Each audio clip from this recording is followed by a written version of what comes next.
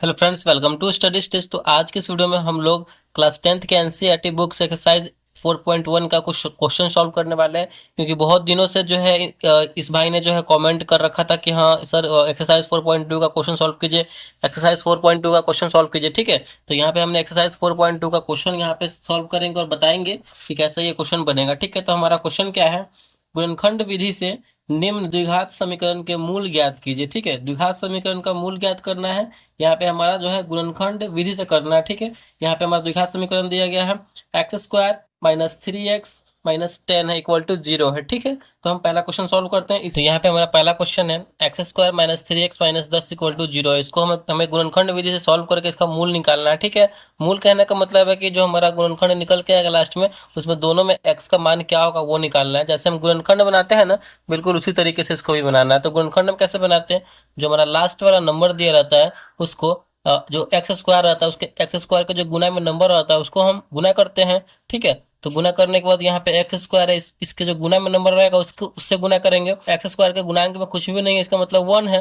तो 10 में हम 1 से गुना करेंगे तो हो जाएगा हमारा 10। अब हम ऐसे दो नंबर से गुना करना है जिनको गुना करने पे 10 आए और उन्हीं दोनों को संख्या को जोड़ने पे या फिर घटाने पे हमारे ये बीच वाला 3 आना चाहिए। ठीक है, अपने दिमाग में सोचेंगे हम। ठीक है, तो 5 दूना 10, देखिए 5 में 2 से गुना कर रहे हैं तो यहाँ पे 10 आ रहा है और इन्हीं दोनों संख्या को जोड़ के फिर घटा के देखते हैं हमारा 3 आ रहा है कि नहीं आ रहा है। अगर जोड़ेंगे इन दोनों को तो यहाँ पे गुना करने पे तो हमारा 10 आ रहा है और इन दोनों को जोड़ेंगे तो 7 हो रहा है, जो कि जोड़ने पे तो नहीं ये संभव है। तो घटाएंगे, 5 में से 2 जाएगा तो बचेगा हमारा 3, लेकिन यहाँ पे -3 लाना है, यानी हमें 2 में से 5 को घटाना पड़ेगा। ठीक है, चलिए करते हैं, यहाँ पे हम उसको बनाते हैं।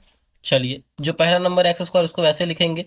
यहाँ पे -3 लाना है, -3x लाना है, तो +2x में से -5x को घटाएंगे। ठीक है, यानी कम में से ज्यादा को घटाएंगे तो हमारा जो है यहाँ -3 आ जाएगा और -10 है तो -10 इक्वल टू 0।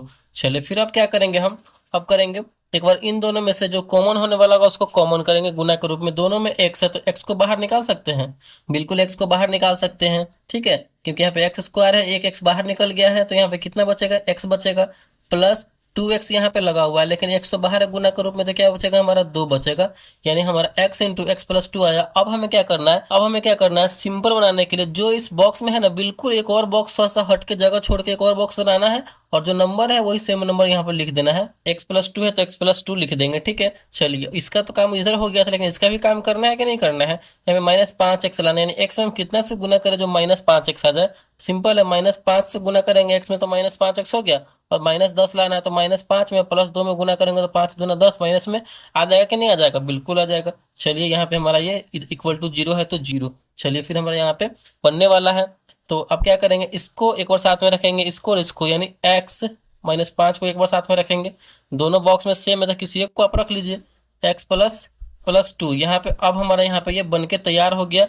अब इसका हम मूल निकालेंगे, यानी x-5 को एक बार 0 के बराबर रखेंगे, फिर एक बार x+2 को 0 के बराबर रखेंगे और यहाँ से x और x का मान निकालेंगे, यानी x का हमारा दो मान निकल के आएगा। ठीक है, तो x-5, तो x-5 into x plus 2 equal to हो जाएगा 0। तो एक बार x-5 बराबर 0 रखेंगे तो x बराबर आ गया हमारा 5, और एक बार x प्लस 2 इक्वल टू 0 तो x बराबर हो जाएगा +2 है तो बराबर को उधर हो जाएगा तो माइनस में 2 हो जाएगा, तो x-2। यहाँ पे इस गुणनखंड का जो मूल निकलेगा हमारा, एक बार x इक्वल टू 5 और एक बार x इक्वल टू -2 आएगा। ठीक है।